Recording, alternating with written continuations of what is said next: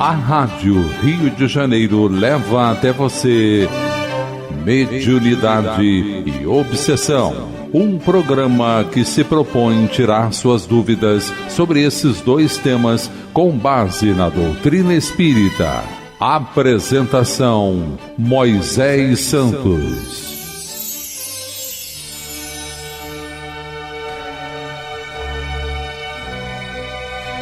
Caríssimos ouvintes da Rádio Rio de Janeiro, eu sou Moisés Santos e este é o programa Mediunidade e Obsessão. Vamos dar continuidade aos nossos estudos da apostila Mediunidade, Estudo e Prática. Estamos no programa 2, módulo 3. Já iniciamos o tema 3, etapas do esclarecimento dos espíritos pelo diálogo nas reuniões mediúnicas. Hoje vamos dar por encerrado esta parte. Paramos nas instruções de etapas intermediárias do diálogo, no ponto: não induzir direta ou indiretamente os médiuns a receber essa ou aquela entidade, pois a espontaneidade é essencial ao êxito da tarefa. Então, meu caro ouvinte, não será apresentado nenhuma proposta de indução para receber essa ou aquela entidade, pois toda reunião é programada pela espiritualidade. As entidades que são trazidas, os casos que podem ser resolvidos, os espíritos que estão com a condição receptiva, maleável mais ou menos, a receber instruções, a reconhecer-se diante da gravidade da problemática em que se encontram. Então não somos nós que determinamos, não vamos fazer nenhuma espécie de evocação. Tudo tem que ser espontâneo. E também utilizar a indução hipnótica ao desencarnado comunicante, quando necessário, conduzindo-o ao sono, a sonoterapia, ou a hipnose construtiva. Essa orientação, meu caro ouvinte, está na obra Desobsessão, Psicografia de Francisco Cândido Xavier e Valdo Vieira, pelo espírito André Luiz. Mas, meu caro ouvinte, o que vem a ser essa indução hipnótica ao desencarnado comunicante? Vamos esclarecer este conceito. Esclarecendo conceitos. Indução hipnótica é uma técnica utilizada em várias ocasiões, especialmente para induzir ao sono, para que o espírito seja socorrido pelos benfeitores. Então, o dialogador, articulando a sugestão para que o comunicante se sinta mais calmo, que relaxe, que respire fundo, que possa dormir, que possa reparar o seu cansaço. Então, pouco a pouco, ele vai aceitando as induções, as palavras para relaxar, até atingir o sono. No caso daquelas comunicações em que o espírito está muito rebelde, inacessível ao diálogo e não está em condições de raciocinar. Então recebe essa sugestão. Da mesma forma, para regredir no tempo e se dar conta da responsabilidade que lhe cabe diante da justiça divina. Então, às vezes, o espírito está recalcitrante, está rebelde e não se julga responsável pelo que está acontecendo na complexidade do seu caso. Então, podemos induzi-lo a retornar ao passado, a fazer com que ele lembre-se da ocasião em que ele provocou um problema grave, semelhante ou equivalente, e agora está cumprindo a retificação, a reparação, pela lei de causa e efeito. Então ele vai se enxergar numa tela de plasma que os espíritos realizam a construção plasmática temporária e que passa como um filme retirado da sua própria memória. E aí ele se dá conta de que é realmente o responsável, porque o que ocorreu com ele também foi provocado por ele, cumprindo assim a justiça divina. Tudo isso, meu caro ouvinte, é possível porque temos que lembrar, o espírito está fora do envoltório físico. Então ele está com uma facilidade maior para ser sugestionado, para com que o uso da palavra seja mais consistente na sua matéria mental. Então as palavras poderão induzi-lo, poderão alcançar as necessidades de recuperação da memória pelo tempo, poderão alcançar recursos relaxantes para que ele repouse e mais tarde possa ser esclarecido, quando vem naquela conturbação sem saber onde está, se está no hospital ou que estava no hospital e não sabe onde está agora, o que aconteceu com ele. Então não é oportuno informarem que ele está desencarnado, ele não sabe que está desencarnado, apesar de todas as condições aparentarem e facilitarem essa conclusão, mas ele se nega. Então não vamos entrar nesse mérito, é o caso de aguardar e induzi-lo através dessa indução hipnótica, o uso da palavra conduzindo a situação. E na apostila, dando sequência, nós temos então a etapa final, que é a conclusão do atendimento. Passado o momento da argumentação doutrinária e o atendimento propriamente dito, encaminha-se para o encerramento do diálogo, propiciando o afastamento do espírito manifestante. Então é necessário perceber essa necessidade de interrupção do diálogo para que o espírito possa ser direcionado, geralmente entidades da assistência social no mundo espiritual, enfermeiros, médicos, às vezes até conhecidos, amigos do comunicante, ou benfeitores espirituais que se apresentam para retirá-lo da conexão e dar continuidade ao seu atendimento nas enfermarias do mundo espiritual, geralmente na própria casa espírita, na parte da dimensão espiritual. O doutrinador e o médium promovem então o desligamento psíquico do espírito, segundo a intuição captada. Frases indicativas de despedida, indução ao sono, encaminhamento pelos benfeitores espirituais presentes, emissão de uma prece. Então é muito importante finalizar o diálogo com uma prece, pedir pelo comunicante, pedir pela harmonia da energia do grupo, pedir pela assistência do mundo espiritual, pelo mentor da casa, reportar-se a Deus, a Jesus e aos diretores espirituais do trabalho, para que possam dar continuidade ao atendido. É importante que o espírito tenha ciência de que ele será sempre bem-vindo às reuniões do grupo mediúnico. Sim, porque muitas das vezes esse simples diálogo de alguns minutos não é conclusivo. Ele precisa voltar outras vezes. E ele precisa receber de nós a simpatia, o acolhimento, demonstrarmos para ele que as portas espirituais e materiais da casa estão abertas, para que, se ele desejar, possa voltar. E jamais se sentir preso, jamais se sentir constrangido a realizar essa presença. A entidade que foi adequadamente esclarecida afasta-se naturalmente do médium, apoiando-se nos cuidados amigos dos trabalhadores da equipe espiritual. Então é assim, meu caro ouvinte, toda reunião ela tem por alicerce, por coordenação, administração e gestão, os benfeitores espirituais, aos quais todos devemos confiabilidade, segurança e oportunidade de trabalho. Somos os meros aprendizes, coadjuvantes menores do trabalho. Nos casos dos espíritos que não conseguem ou não querem se desligar do médium, o dialogador deve solicitar-lhe o afastamento, considerando a responsabilidade do trabalho e a finalização do atendimento.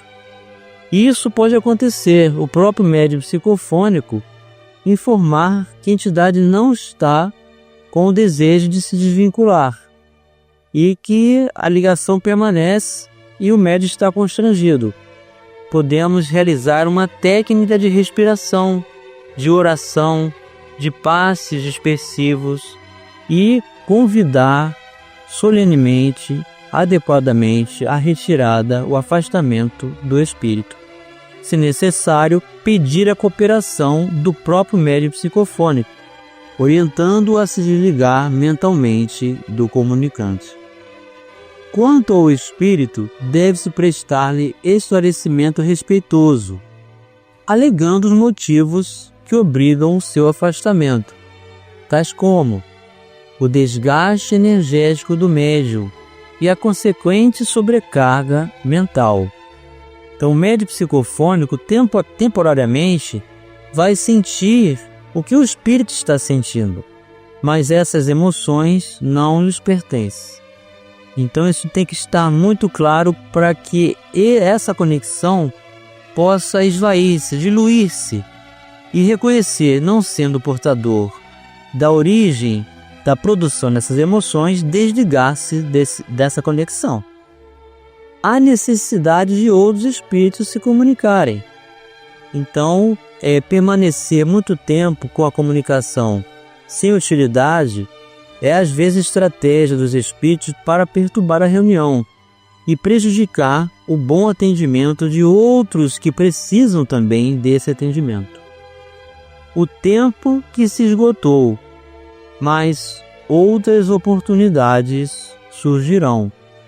Então, deixar bem claro que a reunião será repetida temporariamente, frequentemente no mesmo dia da semana, e que em outras oportunidades os espíritos poderão retornar, caso não tenham atingido esse objetivo. O atendimento está a cargo dos benfeitores espirituais, os quais prestarão assistência mais completa. Então é sempre assim, meu caro ouvinte, desde o início. Você vai lá na casa espírita, coloca o nome na caixinha de preces aos desencarnados, da pessoa que você sabe que está passando por um processo grave de obsessão, de enfermidade física, que está em situação emocional de desequilíbrio. Os benfeitores sabem desse nome, sabem do endereço, realizam a visita através de uma equipe de trabalhadores espirituais e trazem os espíritos para as reuniões mediúnicas para serem esclarecidos, para serem sugeridos a libertação dessa escravização do mal em que se locupletar. Todo atendimento fica a cargo dos benfeitores espirituais. Vamos continuar estudando as etapas do esclarecimento pelo diálogo com os espíritos encarnados na reunião mediúnica, já no próximo bloco. Participe do programa Mediunidade e Obsessão enviando sua sugestão ou pergunta para o e-mail meo@radioriodejaneiro.am.br ou pelo WhatsApp 984867633 aos cuidados de Moisés Santos. A Rádio Rio de Janeiro está apresentando Mediunidade e Obsessão. Apresentação: Moisés Santos. Caríssimos ouvintes da Rádio Rio de Janeiro, voltamos agora para o segundo bloco do nosso programa de hoje, em que estamos estudando as etapas de utilização do diálogo com os espíritos comunicantes nas reuniões mediúnicas. Estamos aprendendo que o manifestante apresenta sempre as deficiências e angústias de que é portador, exigindo a conjugação de bondade e segurança, humildade e vigilância no companheiro que lhe dirige a palavra. Natural venhamos a compreender no visitante dessa qualidade um doente, para quem cada frase precisa ser medicamento e bálsamo. Claro que não será possível concordar com todas as exigências que formule. No entanto, não é justo reclamar-lhe atendimento através do entendimento normal de que se acha ainda talvez longe de possuir. Deve ser anulado qualquer intento de discussão ou desafio com entidades comunicantes, dando mesmo razão algumas vezes aos espíritos infelizes e obsessores, reconhecendo que nem sempre a desobsessão real consiste em desfazer o processo obsessivo. De imediato, de vez que em casos diversos, a separação do obsidiado e obsessor deve ser praticada lentamente. Quando a tentativa do diálogo revelar-se inoperante, deve ser praticada a hipnose construtiva, no ânimo dos espíritos sofredores comunicantes, quer usando a sonoterapia para entregá-los à direção e ao tratamento dos instrutores espirituais presentes, efetuando a projeção de quadros mentais proveitosos aos esclarecimentos, improvisando ideias providenciais do ponto de vista de reeducação, quer sugerindo a produção e ministração de medicamentos ou recursos de contenção em favor dos desencarnados, que se mostrem menos acessíveis à enfermagem do grupo. E chegou o momento, meu caro ouvinte, de você receber a mensagem ao seu coração. Mensagem ao coração. Do livro Vozes do Grande Além, Psicofonia de Francisco Cândido Xavier, o capítulo intitulado Ceitil por Ceitil, assinado pelo Espírito Valéria. Na reunião de 25 de agosto de 1955, foi Valéria, a abnegada amiga espiritual, que nos visitou através do médium, contando-nos algo de sua romagem última pelos caminhos da Terra. Em traços simples, mas profundamente humanos e expressivos, plasmou o formoso estudo da lei de causa e efeito que passamos a apresentar. Amigos, trazida ao recinto por nossos instrutores, ofereço-vos alguma coisa de minha história obscura. É um episódio de dor, porque nascido da culpa, mas também de alegria, por erguer-se à redenção. Observo que a verdade aqui se exprime, veloz, por intermédio de vossa boca. No entanto, para comigo, externou-se ela, devagarinho, pelas amargas lições da lepra. Não obstante o anonimato de meu berço e a singeleza de minha existência, em minha última romagem na terra, guardava todos os títulos da mulher venturosa. No entanto, quando mais me orgulhava do lar feliz, coroado pela presença de um esposo e 4 filhos, cujo amor supunha invulnerável, eis que a justiça divina delegou a Morféia o poder de expurgar-me o coração. Nunca me esquecerei do pavor que vi desenhar-se no semblante daqueles que eu mais amava quando regressei da cidade ao campo com um diagnóstico terrível. O desprezo de que me vi objeto doía muito mais que a própria enfermidade. Meu companheiro e meus filhos, amedrontados, desfizeram-se do sítio florescente em que minhas mãos lhes afagavam a vida e fugiram de mim, legando-me apenas desguarnecida palhoça no seio da mata onde me caberia morrer. Narrar-vos o que foi meu drama expiatório por mais de 10 anos consecutivos é tarefa impraticável em meus recursos de expressão. Conheci de perto o infortúnio e a necessidade. O pão esmolado tinha gosto de fel. O escárnio do próximo, jogado francamente ao meu rosto, era assim como um rélio em brases, revolvendo-me as chagas vivas. Por agasalho, possuía o musgo com que me socorria a mãe natureza, e por únicas companhias, no mato agreste, Além dos lobos que uivavam a pequena distância, encontrava somente a formiga e a varejeira, com o alívio das lágrimas e o reconforto da oração.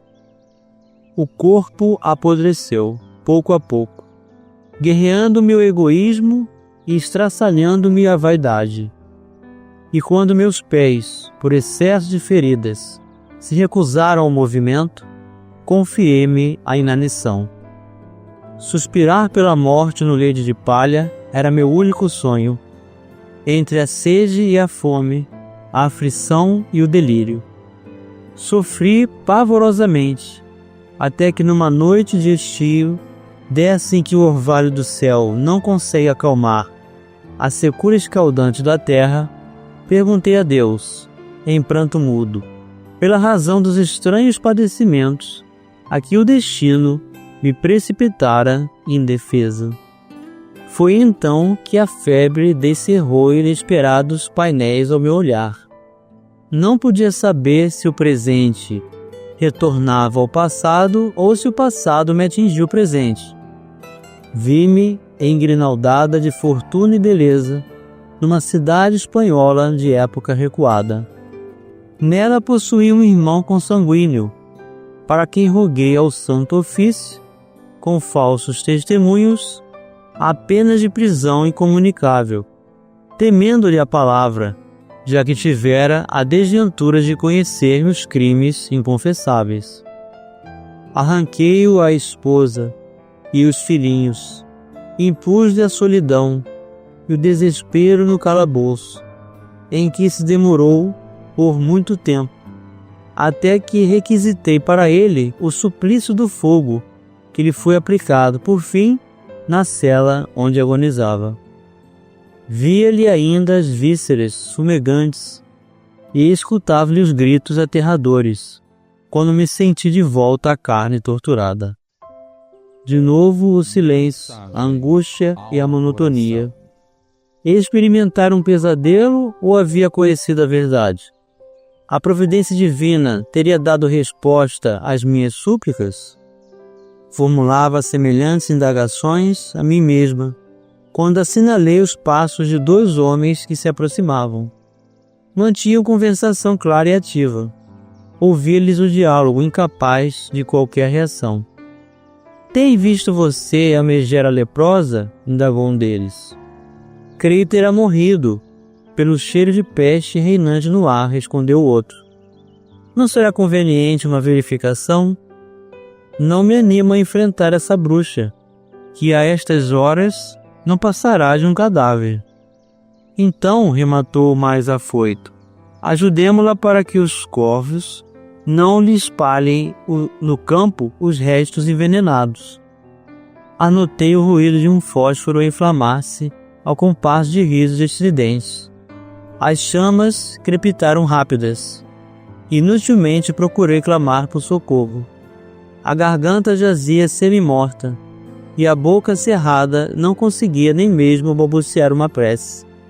As labaredas pareciam serpentes rubras a me lançarem para a morte. Como descrever-vos a flagelação do momento final? Sei apenas que por minutos, que se desdobraram para mim como séculos, vi-me em posição de tocha viva a estetorar-se. Mas, reduzido ao meu corpo a cinzas, ergui-me do pó, vestida em roupa leve e alva. Ao gritar de júbilo, vi que meu rosto se reconstituíra, que minhas mãos estavam limpas, que meus cabelos estavam intactos, e através das chamas que me libertavam, amigos de olhar brando me estendiam braços amorosos em ósculo de luz. Ajoelhei-me feliz e, em lágrimas de ventura, agradeci a Deus, as úlceras salvadoras e a fogueira da redenção. Ah, meus amigos, a evolução do direito concede-vos hoje sacerdotes e juízes respeitáveis na galeria dos povos mais cultos da terra. A Inquisição é um fantasma no tempo, e o mundo começa a acalentar, com segurança, preciosos institutos de benemerência e solidariedade humana. Contudo, abstende-vos do crime, porque a culpa é assim como a jaula a encarcerar-vos a consciência, da qual somente nos libertamos pela bondade inexaurível do Pai Celestial, que desse ou daquele modo nos concede o ensejo de saldar nossos débitos, ceitil por ceitil. Assinou o Espírito de Valéria. Um grande abraço e até o próximo programa. A Rádio Rio de Janeiro apresentou Mediunidade e Obsessão.